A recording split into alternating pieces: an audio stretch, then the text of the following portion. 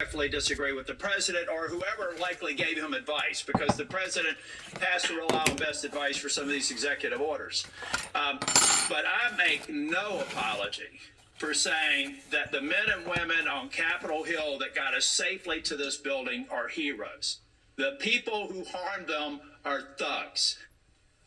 That's Republican Senator Tom Tillis of North Carolina, and before that, Kash Patel, President Trump's pick to be director of the FBI, distancing themselves very clearly from Trump's pardons of the violent January 6 rioters, especially those who attacked police officers. That was during Patel's confirmation hearing yesterday.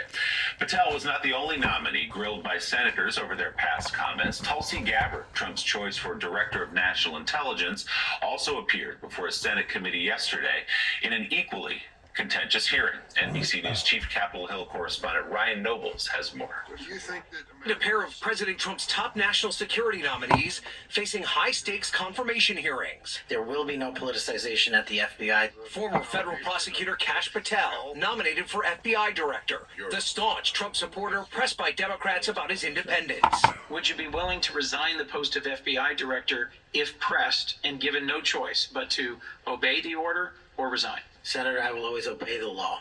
And President Trump's pardons of violent offenders from January 6th.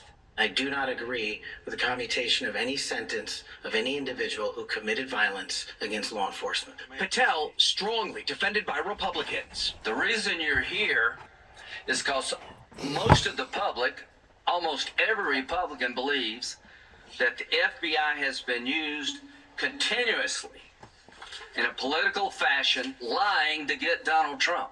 Across the Capitol, former Democratic Congresswoman and combat veteran Tulsi Gabbard, nominated for Director of National Intelligence. What truly unsettles my political opponents is I refuse to be their Gabbard pushing back on claims she parroted Kremlin talking points. I want to make certain that in no way does Russia get a pass in either your mind or your heart. I'm offended by the question because my sole focus, commitment, and responsibility is about our own nation. And pressed over her previous call for a pardon for Edward Snowden, who fled the U.S. after releasing a trove of government secrets. Is Edward Snowden a traitor to the United States of America? I understand how critical our national security Apparently is. you don't. NBC's Ryan Nobles reporting from Capitol Hill. Let's bring in NBC News Senior Executive Editor for National Security, David Rode. He was in the room yesterday for Kash Patel's confirmation hearing. David, good morning. What were your impressions as you sat and listened? Kash Patel doing what nominees do from time to time, which is say the right things over the course of those hours to get themselves confirmed, but also often in stark contrast with everything they've said for years before that hearing. Yeah, and thank you for pointing that out. That clip of him saying he disagreed with the commutations regarding January 6th was the one moment where he did shift from his past statements. In this memoir he wrote, I'm not sure the exact wording at this point, but he called January 6th and the charges that were brought a made-up insurrection. When he was asked under oath yesterday why he went on podcasts with hosts that have expressed anti-Semitic and conspiracist views, he said, I went on there to tell them, to make them, confront them with the truth. That's why I went on there. And he didn't actually, do that as far as I know when he appeared on those broadcasts. So he was very evasive. He wouldn't say that Joe Biden won the 2020 election. And then separately, there was news that was reported by my colleagues, Ken Delaney and Ryan Riley, that already dismissals of senior officials in the FBI have begun. Yesterday, several of them were told to leave. So it was a very confusing message yesterday.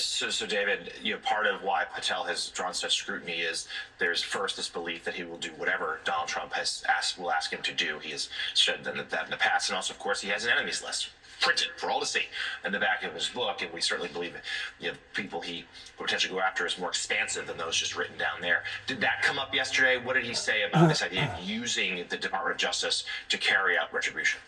He vowed he wouldn't do it. As you saw Senator Graham say, he said that, the Democrats have used it for weaponization. I'm not going to do that. And he insists, he says in the book over and over, there are criminal members of the deep state. And it's a list of people that he says are members of the deep state. And he just denies that. He sort of, distorted his own past, I felt. And I think that it's very concerning.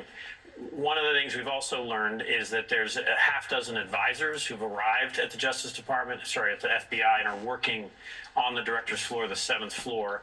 Two of them are affiliated in some way with SpaceX. One of them is a former aide of Representative Jim Jordan, a Republican who's been incredibly negative and criticizing the current FBI.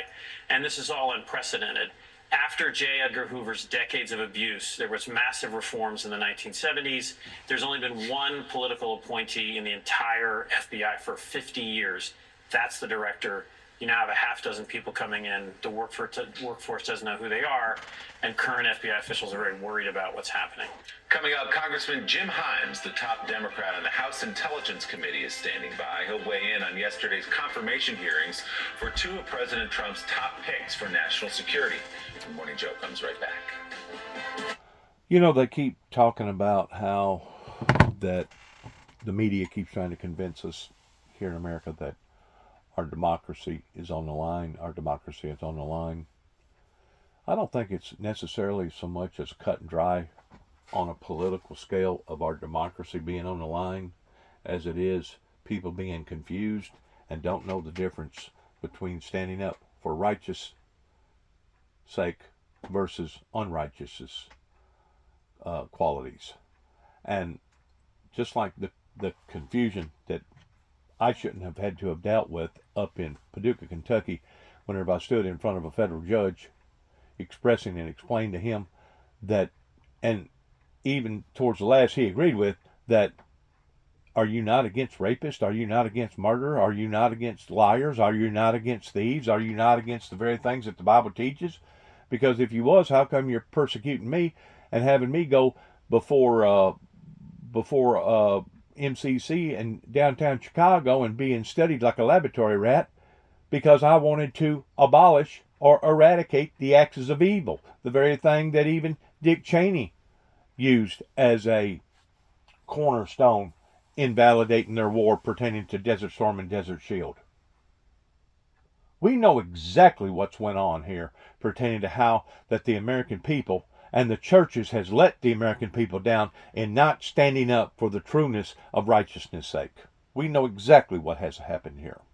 And I'm 1,000% sure that if all these horrible occurrences that has happened in the lifespan of the Windmill Ministries missions for the past 30 plus years has occurred in my life, that I can validate by proving on record that it has occurred, I am pretty sure that it's happened to thousands, if not millions, of other people here on the planet Earth. And that's one of the reasons why that they gave Donald J. Trump in such a hard time, because Donald J. Trump was consistent in wanting to be recognized as standing up for the righteousness of a holy, eternal God through the Lord Jesus Christ of Nazareth.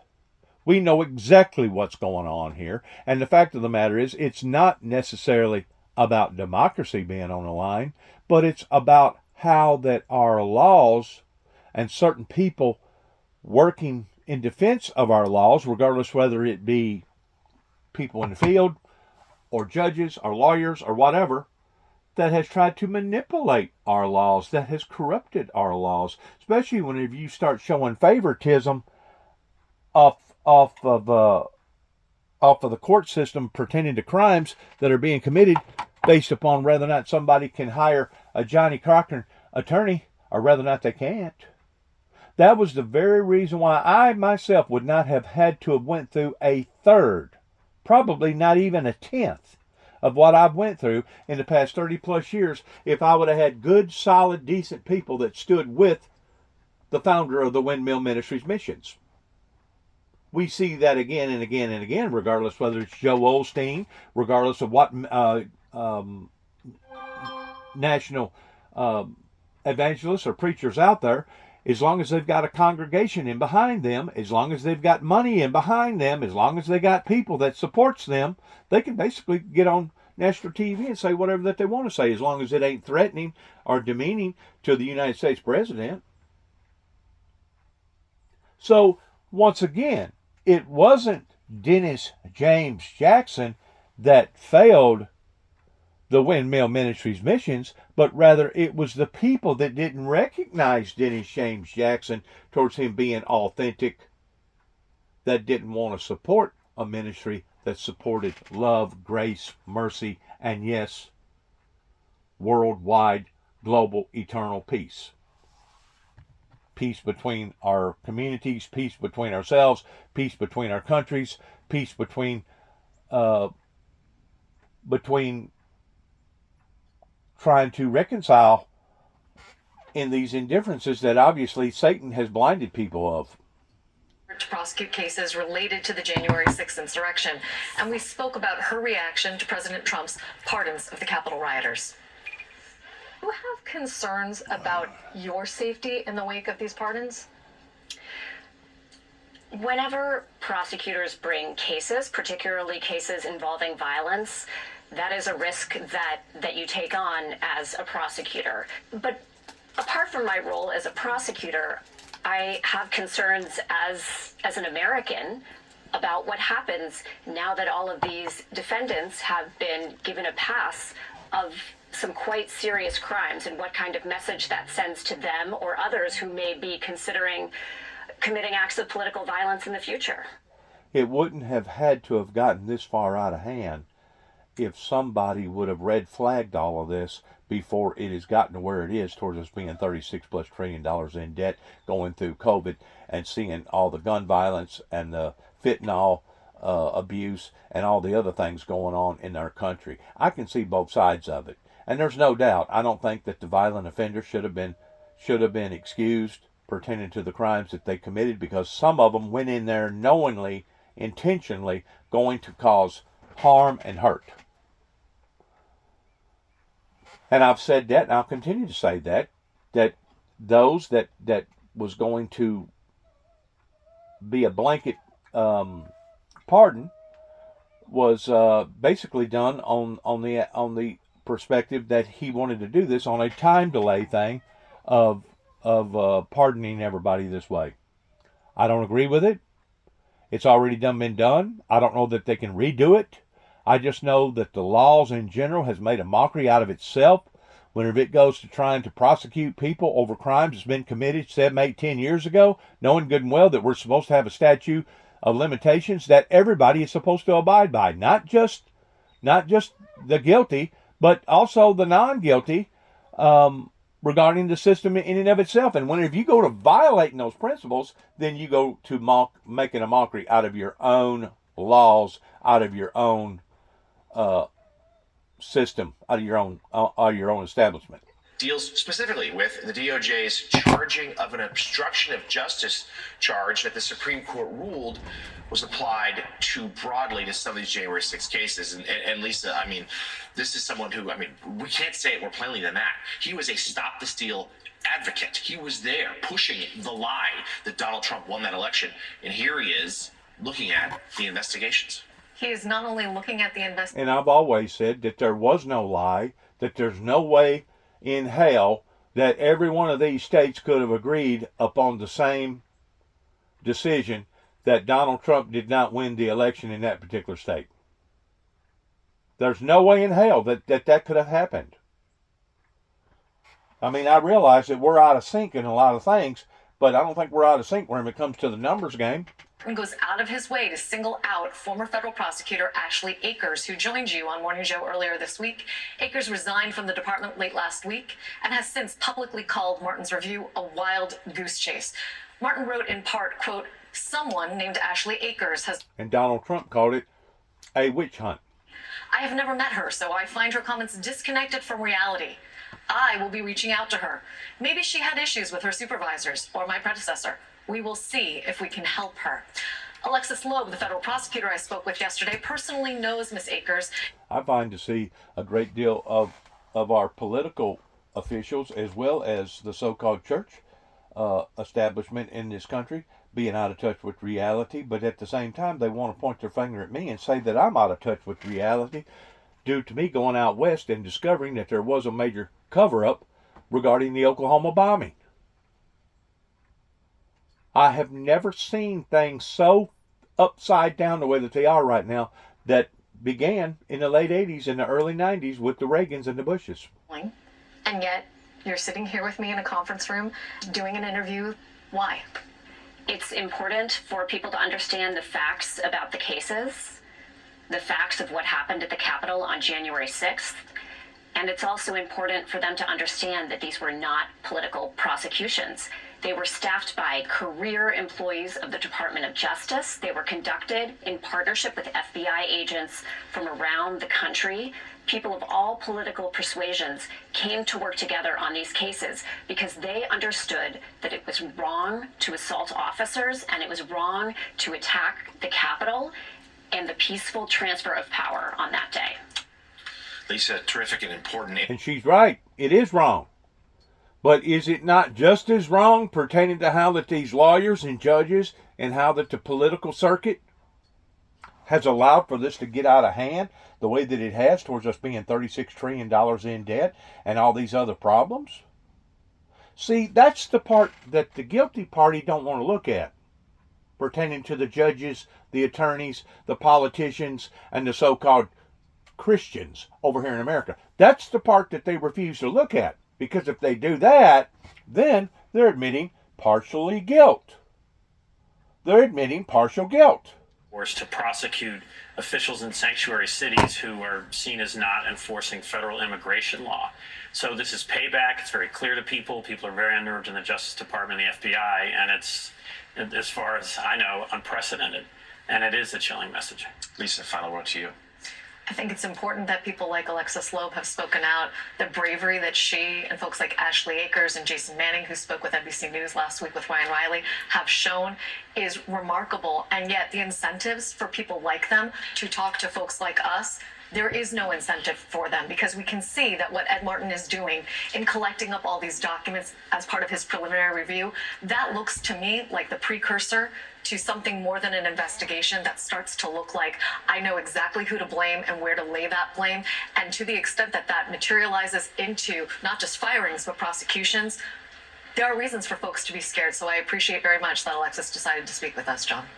You might even say they're weaponizing the Justice Department. MSNBC legal correspondent Lisa Rubin and NBC News senior executive editor for national security David Rode.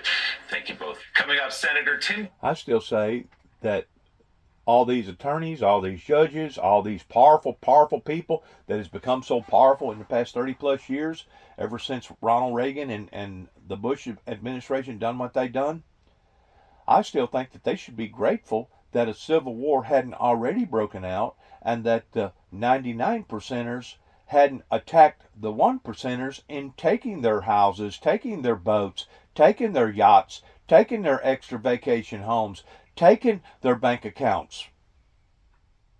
But you don't hear nobody talking about that now, do you? You know why?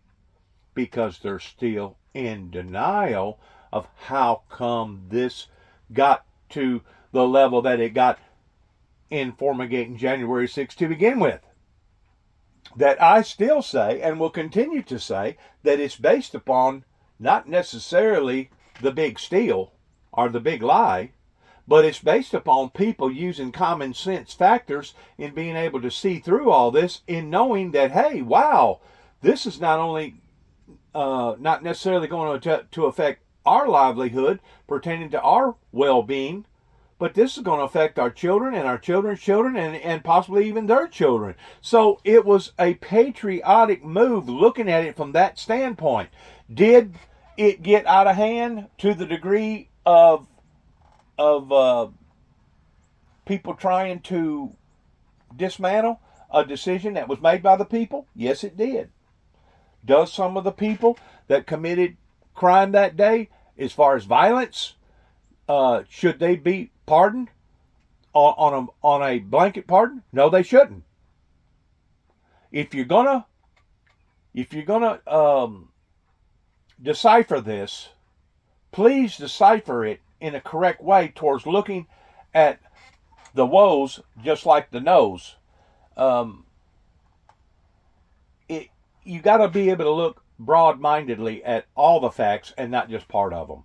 You got to be willing to put all the dots together and not just the ones that you choose to want to put together.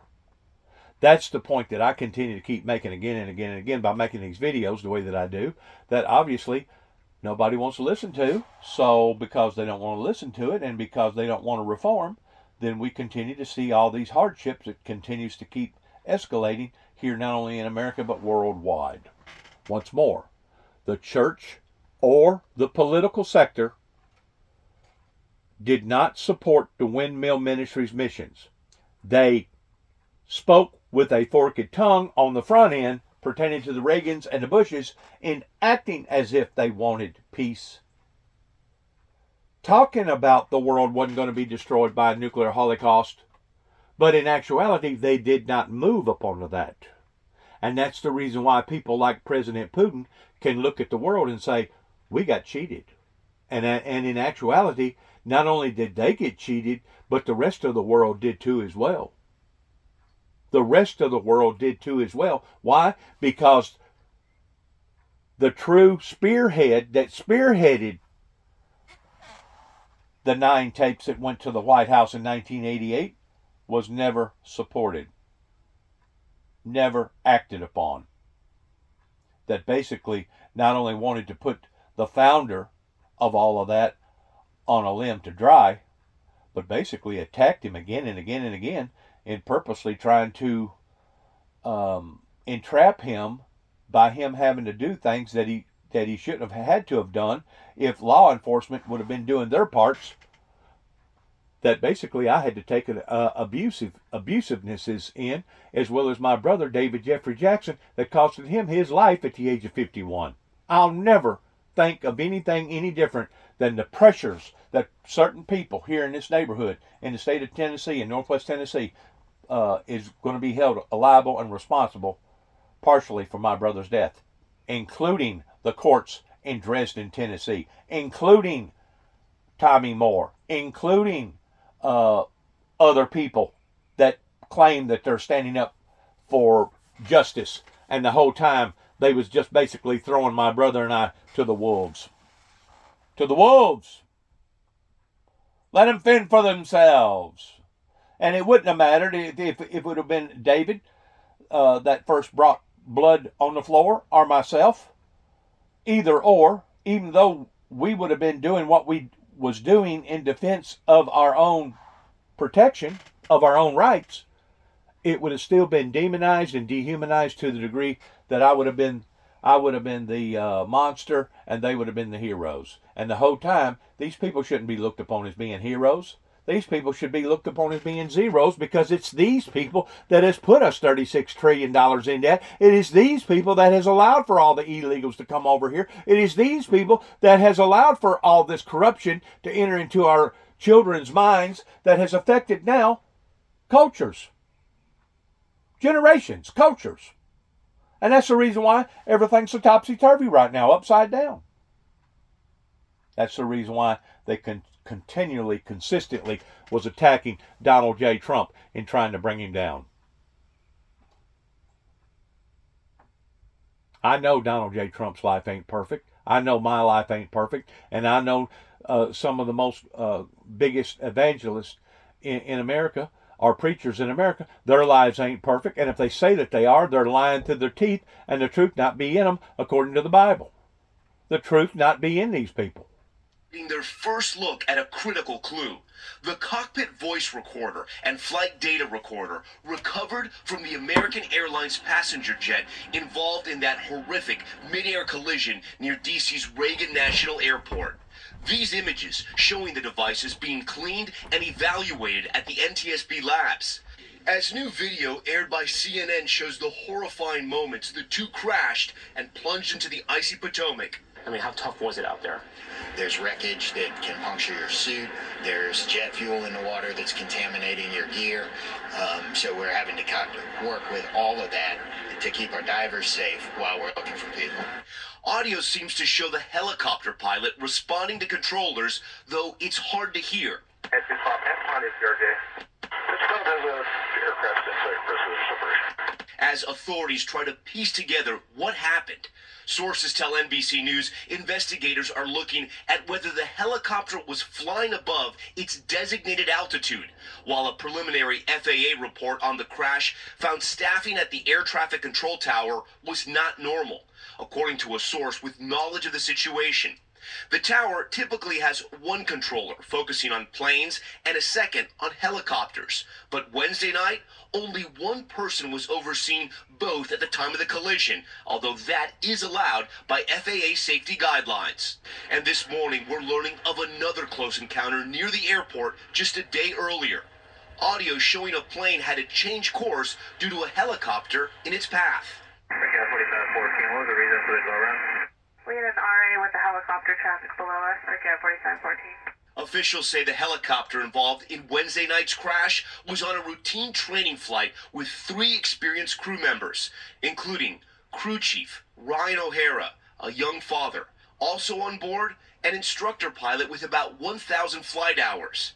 Among those killed on the American flight, multiple children, their parents, and coaches returning from a figure skating camp in Kansas. There's just no words to describe how awful it is. The plane's captain, identified as 34-year-old Jonathan Campos. His co-pilot, Sam Lilly, 28 years old, and engaged to be married. He was just a very kind soul. Also on the flight, young mother Wendy Jo Schaefer and civil rights attorney and former Miss Kansas contestant Key Duggins. Hamad Raza was at the airport to pick up his wife Azra, who was returning from a business trip. I always pick her up from departures. I had dinner waiting at home. So many families grieving while the investigation continues.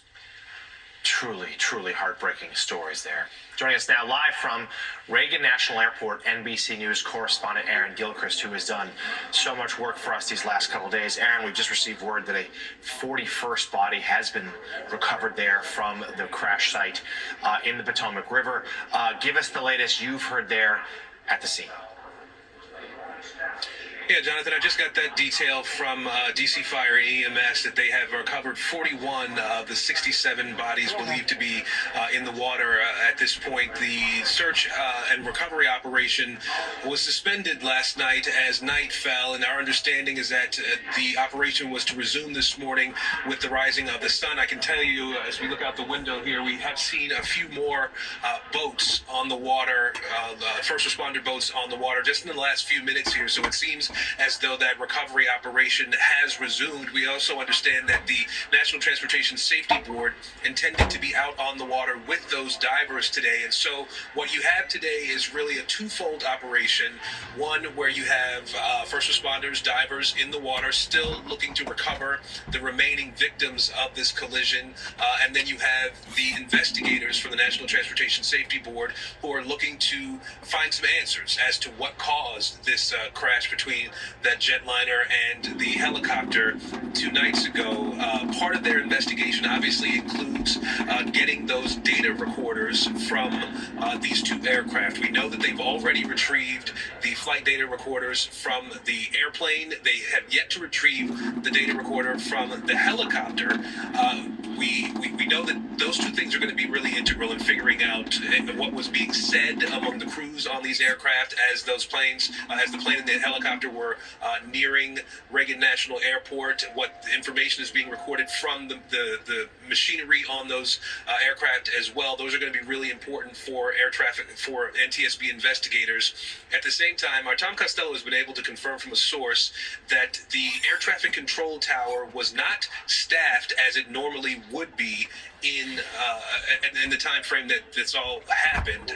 A supervisor in the tower allowed one of the air traffic controllers to leave early, and that left one person to operate the tower from an air traffic control perspective. That person talking to both helicopters and airplanes, which is not typically how the operation would be in that space, although it is allowed. And that's something, too, that the National Transportation Safety Board is going to be looking at. It's going to be months, John, before we get real answers about how exactly this happened. The NTSB says they want to gather every fact that is available, and then they will start to try to offer us some answers about what what exactly happened here, Jonathan.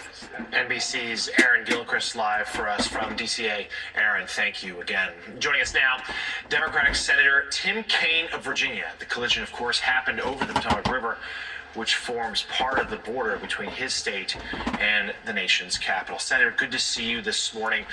Let's just start here in terms of the latest that you've been briefed on in terms of the cause of... My question is this: how come we're supposed to be the smartest human beings on the planet, and we can create all these circuit breakers and all these warning signs, and we can determine whether or not somebody is too low or too high or too low, pretending to coming in, but yet no, we can't formulate artificial intelligence to basically take the place of a human being, knowing that artificial intelligence ordinarily can do what 100 people can do. That one entity can do what 100 people can do, and do it more effectively and efficiently. In other words, I think that the whole system needs to be looked at and possibly reformulated or modified, because there should have been some sort of warning. If that helicopter was 2 or 150 or even 50 foot too much higher than what he was supposed to have been, there should have been some sort of a warning, some sort of a light, some sort of a horn or a signal, to where they immediately know that they was not flying in the area that they were supposed to have been flying in, because that is such of a crucial area where you have not only commercial personnel, but also military personnel, government personnel flying in and out of there. That's my question. How come somebody hadn't looked into this in identifying, tweaking the system even that much closer and that much more efficiently? And I guarantee you there's certain people out there that's associated with AI, that's associated with all this stuff pertaining to the digital world that we live in today, that could probably do that, to the degree that you may not even have to have nobody working in those towers. And I know that sounds kind of halfway crazy, but believe it or not, we have systems set up today that can do what a whole army of people can't do. I mean, if you're going to create this stuff, if you're going to dabble around with this stuff, you may as well jump in hook, line, and sinker towards making sure that you are protecting the lives of the public, because it's based around safety. Safety is the number one priority above and beyond any other thing. Safety, safety, safety. That was all that was preached to me the whole time that I was in the auto body industry, was safety. We need to let the NTSB get the work done, and we need to press forward on air traffic control hiring. You know, President Trump doing a hiring freeze and putting somebody in as the chief guy in the Office of Management and Budget, who says he wants to traumatize federal employees. Chief cook and the bottle washer. Air traffic controllers. We need to hire more, train more, have continue to have standards of excellence, because when you're short-staffed in air traffic control, or you need somebody like Elon Musk to go in there and remodify the system and reform it. That way, these mistakes won't be made ever again. What President Trump had to say. I'm going to end this right here. Good luck. God bless. Keep your minds and your thoughts, your prayers on the victims pertaining to this last occurrence that has, as far as I'm concerned, it could have been avoided. It could have been. It's just sad. Sad ordeal. Please keep the victims and the victims' loved ones and the skating team, keep them in your prayers, please. God bless. Shalom.